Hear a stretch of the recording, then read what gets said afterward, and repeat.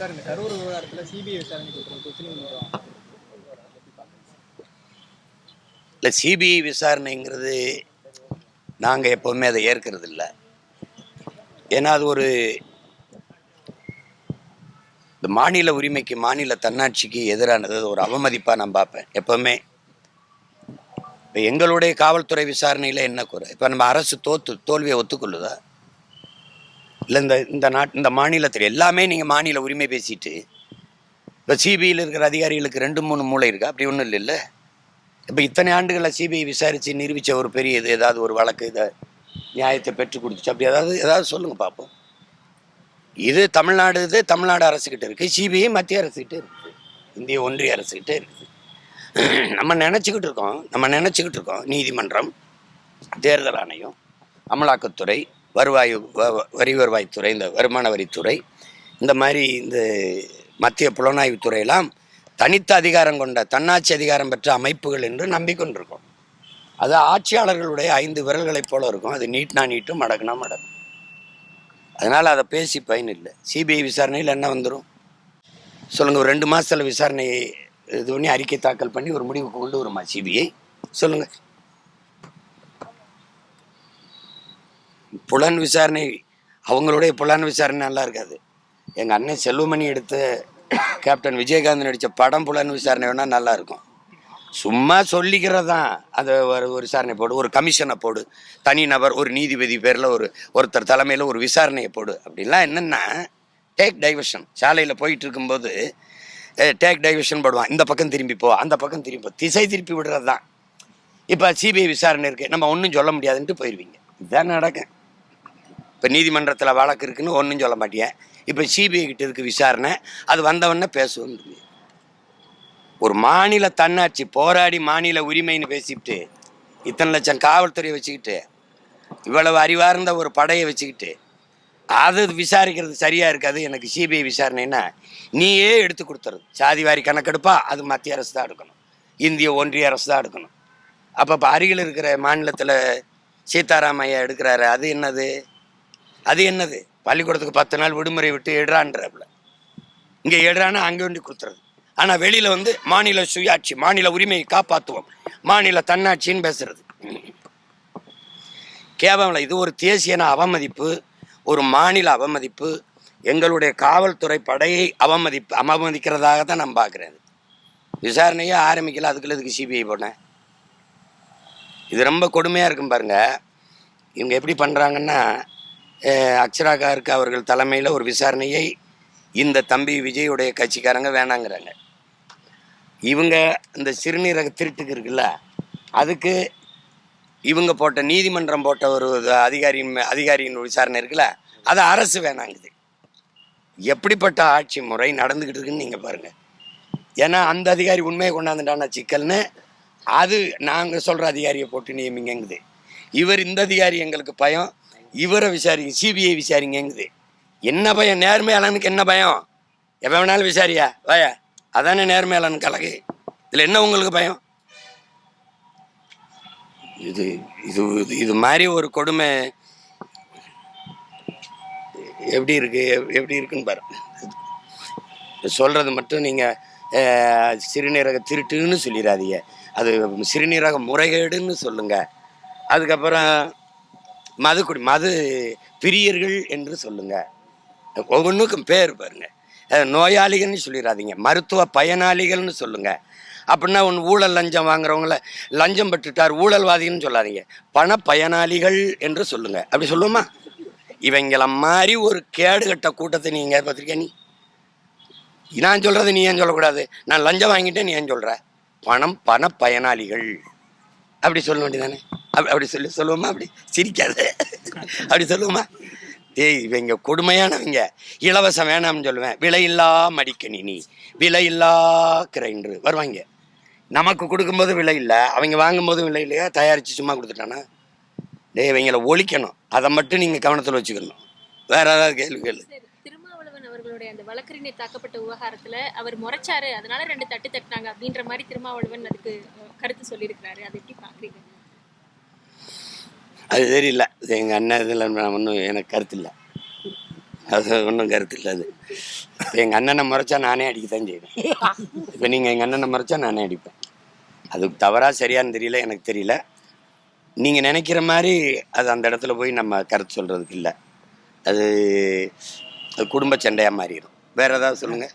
Sir, தொடர்ந்து தூய்மை பணியாளர்கள் விவகாரத்துல காவல்துறையினர் அதிகமா கொண்டு வந்து அவங்க மனு கொடுக்க வந்தா கூட கைது பண்றது அப்படின்ற மாதிரியான விஷயங்கள் தொடர்ந்து நடந்துட்டு இருக்கு. தங்கச்சி, நீங்கள் ஒரு முடிவு எடுத்துட்டீங்க.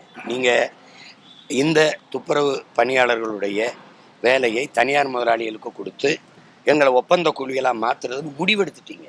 அதிகாரம் வலிமையாக இருக்கும்போது எளிய மக்கள் நாங்கள் ஒன்றும் செய்ய முடியாது. எங்களால் எதுவுமே பண்ணி இது பண்ண முடியாது. அப்போ நாங்கள் போராட வரும்போது நீங்கள் என்ன பண்ணுறீங்க?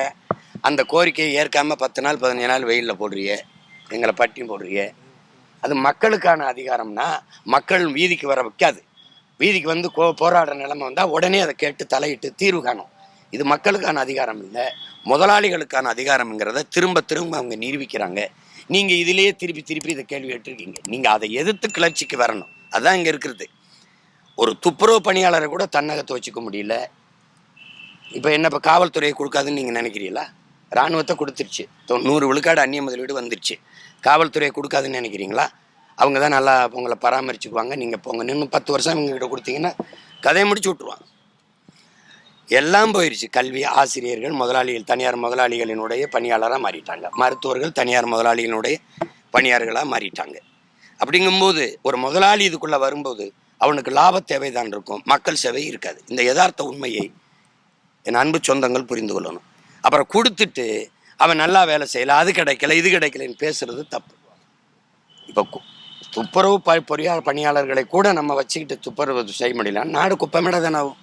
நம்ம கேட்போம், ஆந்திராவில் இருக்க ஒரு முதலாளி, ஸ்வீடனில் இருக்க ஒரு முதலாளி, இந்த மாதிரி முதலாளிகள் வந்து இங்கே குப்பையில் இருந்த தொழிலாளர்களை ஒப்பந்தத்துக்கு எடுக்கிறாங்கன்னா தமிழ்நாட்டை சுத்தமாக வச்சுக்கணுங்கிறது அவங்களுக்கு ஏதாவது தேவை இருக்கான்னு பாருங்க. சரி, அவங்க கையிலேருந்து காசு கொடுப்பாங்களா? இல்லை. நம்ம கொடுக்குற பணத்தில் 2700 கோடி, 2700 ஒரு மாதத்துக்கு 270 கோடி அவங்க ஒதுக்குறாங்க. 1 கிலோ குப்பை அள்ளுறதுக்கு தம்பி 12 ரூபா கட்டணம் போடுறாங்க. 1 கிலோ. மாநகராட்சி கழிவறை கழுவுறதுக்கு 350 ரூபா கட்டணம்னு போடுறாங்க. 350 ரூபாய் கழுவுறோம்னு போட்டு பணத்தை எடுக்கிறாங்க. அப்போ அது அந்த வசூல் வந்து தனியார்கிட்ட போனால் தான் அதை எடுக்க முடியும். அப்போ அரசுக்கிட்ட இருந்தால் அதை செய்ய முடியாது. இப்போ அதனால இந்த கொடுமையான ஆட்சி முறையை நீங்கள் ஒழிக்காமல் இதை நம்ம பேசி எந்த பயனும் கிடைக்க போகிறதில்ல. ஒரு துறையில் இருக்கிற துப்புரவு பணியாளர்கள் துறையில் இருக்கிறத நீங்கள் பேசுகிறீங்க. பகுதி நேர ஆசிரியர் பிரச்சனை. இப்போ அவன் என்ன சொல்கிறான்? அது பணி நிரந்தரம் பெற்றவங்களுக்கு 20,000 போனஸ் கொடுக்குறீங்க, நீங்கள் தீபாவளி ஊக்கத்தொகை கொடுக்குறீங்க, எங்களுக்கு ஒன்றும் இல்லை, நாங்கள் அந்த 12,000 15,000 வச்சுட்டு எப்படி வாழ்கிறதுன்றப்ப அது எல்லா துறைகளிலையும் பிரச்சனை, எல்லா இடங்களிலையும் பிரச்சனை, எல்லா துறைகளிலையும் பல லட்சம் கோடி கடன். அது இது ஒரு துயரம் தான். இது வேற சார், கரூர் விவகாரத்துல இறந்தவங்களை வச்சு அற்ப அரசியல் செய்து தாவேக்கா, அதுக்கு அதிமுகவும் பாஜகவும் உடன் நிற்குது. நீதிமன்றத்தை மட்டும் இல்லாம தமிழக மக்களை ஏமாற்ற பார்க்குது அப்படின்னு RS பாரதி அவருடைய அறிக்கையா கொடுத்திருக்கிறாரு. இது அரசியல் செய்யற விஷயமா எல்லா கட்சிகளும் செய்தா, இல்லை இவங்க சொல்ற மாதிரி அந்த கட்சிகள் எல்லாம் அரசியலாக முயற்கொள்றாங்க? இல்லை, கடந்த காலங்களில் திமுக என்ன செய்ததோ அதை இப்போ இவங்க செய்கிறாங்க. இப்போ இவங்க தூத்துக்குடி துப்பாக்கி சூடா தங்கச்சி, இப்படி நியாயமாக பார்ப்போம். கள்ளச்சாராயம் குடிச்சு செத்தது கள்ளக்குறிச்சியிலங்கிறது கொழுப்படுத்து போய் குடிச்சு செத்தது, அது குடிச்சு செத்தது. தம்பி விஜய் அவர்களை பார்க்க போனது ஒரு நடிகரை பார்க்க போய் செத்தது. இது ஒரு நாட்டுக்கு ஒரு சேவையோ ரொம்ப அவசியமோ அப்படிலாம் ஒன்றும் கிடையாது. சுதந்திர தினத்துக்கு விடுதலை நாளை போற்றுவதற்கு எல்லாரும் கூண்டாங்க, அது அப்படிலாம் ஒன்றும் கிடையாது. ஒரு பெரிய இந்த மாதிரி தியாகியை போற்ற போனாங்க, அப்படிலாம் ஒன்றும் கிடையாது. ஒரு நடிகரை பார்க்க போய் அது சிக்கி செத்தாங்க, அதுவும் தேவையற்றது. ஆனால் தூத்துக்குடி துப்பாக்கி சூடு அப்படி கிடையாது. அந்த மரணம் 15 பேர் செத்தான, 13 பேர். அதுக்கப்புறம் 2 நாள் வீட்டில் தேடி போய் சுட்டது 15 பேர் எண்ணிக்கை. அந்த மரணம் அப்படி கிடையாது. மக்களின் கிளர்ச்சி, மக்களின் புரட்சி. அங்கே ஸ்டெர்லைட் இருக்கிறதுனால என்னுடைய காற்று நஞ்சாகுது, என்னுடைய நில நஞ்சாகி நீர் விஷமாகி மஞ்சள் தன்மையோடு வருது, நான் வாழ முடியலை, அதை நிறுத்துன்னு சொல்கிறது வந்து மக்களின் கிளர்ச்சி. அங்கே ஒரு தலைவன் இல்லை, ஒரு கொடி இல்லை, மக்களே ஒருங்கிணைந்து போராடிய போராட்டம் எப்போதாவது வரலாற்றில் வரும். அதை ஏன் துப்பாக்கி சுட்டு படுகொலை செஞ்சார்? இது வந்து விபத்து, அது படுகொலை அரசு செய்து. அதுக்கு யார் ஏதாவது பேசுனாங்களா? அந்த வீடுகளுக்கு ஏதாவது ஊக்கத்தொகை கொடுக்கப்பட்டிருக்கா? அந்த வீடுகளில் இறந்தவர்களுக்கு அரசு வேலை கொடுப்பேன், அது கொடுப்பேன், இது கொடுப்பேன்னு ஏதாவது சொன்னதுண்டா? இந்த பாரதிய ஜனதா காங்கிரஸ் உண்மை கண்டறியும் குழு ஓடி வந்ததுண்டா? அப்போ அந்த சாவை வச்சு, அந்த உயிரற்ற உடல்களை வச்சு, அந்த ரத்தம் கண்ணீரை வச்சு இந்த திமுக என்ன பேச்சு? அதைத்தான் இன்னைக்கு இது பேச்சு. இதுல இருந்து நீங்க என்ன தெரியணும்? இவங்களை மொத்தமாவே இந்த துப்புரவு பணியாளர் இன்னைக்கு போராட்டிருக்காங்க, இவனை வச்சு இவன் கையில் ஒரு இது வச்சிருக்கான்ல, அந்த தொடப்ப கட்டையை வச்சு தொடச்சி தள்ளணும். அதை தவிர வழி கிடையாது. இவன் மாறி மாறி பேசுவானுங்க. இங்கே இருக்கும்போது திடீர்னு புனிதன் ஆயிடுவான், எதிர்கட்சியாக இருக்கும்போது புனிதன் ஆயிடுவான். இப்போ ஆளுங்கட்சியாக இருக்கும்போது மறுபடியும் என்ன பண்ணுவான்? அதே இது அவர்கள் செய்யவில்லையா, அவர்கள் ஆட்சியில் நடக்கவில்லை. அண்ணா பல்கலைக்கழகம் சொல்லுங்க, பொள்ளாச்சி பாலியல் அப்படின்னு. என்ன நீங்க இந்த படுகொலை, இந்த விஜயுடைய கட்சி சாவ சொல்லுங்க, நீங்க தூத்துக்குடி, இதுதான் இது நடக்கும். இப்ப நானே கேட்கிறேன், இவ்வளவு வேகமா வர்ற பிஜேபி, இந்த காங்கிரஸ், இந்த சிபிஐ விசாரணை, அந்த நீதிமன்றம், தூத்துக்குடிக்கு மட்டும் ஏன் வரல? ஒரு கேள்விதானே. மனு கொடுக்க வந்த மக்களை சுட சொல்லி உத்தரவிட்டவன் எவன்டா? நல்ல ஆன்மகன் நான் தான். அன்றைக்கு தலைமை பதவியில் இருந்த முதலமைச்சர் தொலைக்காட்சியில் பார்த்தான் தெரிஞ்சுக்கிட்டேங்கிறாப்புல. அப்ப வேற எவன் சொன்ன? ஒரு போராட்ட வழிமுறையை கட்டுப்படுத்த உங்க எல்லாருக்கும் தெரியும். தண்ணீரை பீச்சி அடிப்பாங்க, தடியடி நடத்தி கலைப்பாங்க, தண்ணீர் புகை குண்டுகளை வீசி கலைப்பாங்க, மீறினா இடுப்புக்கு கீழே சுடுவாங்க. ஆனா கழுத்துல குறிபாத்து சுடுற உத்தரவை கொடுத்தவன் அவன், நெஞ்சில குறிபாத்து சுட சொன்னவன் யாரு? மனு கொடுக்க வந்த மக்கள் கலவரம் தான் செய்வான்னு முன்கூட்டியே அப்படி கணிச்சா. இதுக்கெல்லாம் பதில் இருக்கணும்ல. யார் சொல்லுவா? யாரு சொல்லுவா? சரி, அதுக்கு ஐயா ஸ்டாலின் அவர்கள் எடுத்த நடவடிக்கை என்ன தெரியுமா?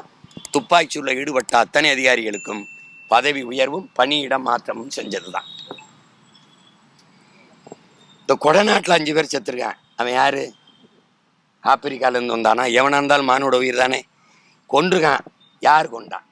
ஒரு முன்னாள் முதலமைச்சர் வீட்டில் கொலை நடந்திருக்கேன், எதுக்காக கொண்டிருக்கான்? ஏன் ஒருத்தருமே பேச மாட்டேங்கிறீங்க? அந்த சாவு சகித்து கொள்ளக்கூடியதா? ஆந்திர காட்டுக்களை எங்களை நாயுடு அவருக்கு சந்திரபாபு நாயுடு சுட்டு போட்டார்ல, மரக்கட்டையை வெட்ட வந்தோம்னு திருட்டு பட்டம் கட்டி கொன்னாரு எங்களை. அதுக்கு யாராவது நிவாரணம் கொடுத்தீங்களா? இல்லை கண்டிச்சீங்களா? உண்மை கண்டறியும், உண்மையில மரக்கட்டை தான் வெட்ட வந்தானா? ஏதாவது விசாரிச்சீங்களா? அது அதிகாரங்களின் பிழை, அது அதிகாரங்களின் தவறு. இப்பவே இந்த தம்பி விஜயுடைய கட்சி கூட்டத்தில் நெரிசலை செத்தது தேர்தலுக்கு 1 வருடம் இருக்குதுன்னா பேசியிருக்க மாட்டான் எவனும். இதான் சத்தியம். 4 மாசத்துல தேர்தல் வரப்போகுதுன்னு அதை பிடிச்சிக்கிட்டாங்க. இப்ப என்ன பண்றது? எதையாவது பண்ணி விஜயை இந்த ஏடிஎம்கே பாஜக கூட்டணிக்கு கொண்டு வந்துடணும்னு வருது. அவரை உள்ள போகவிட்டக்கூடாதுன்னு ஒரு கட்சியை. வேற இதான அரசியல் இப்போ ஓடிட்டு இருக்கு 10 நாளா.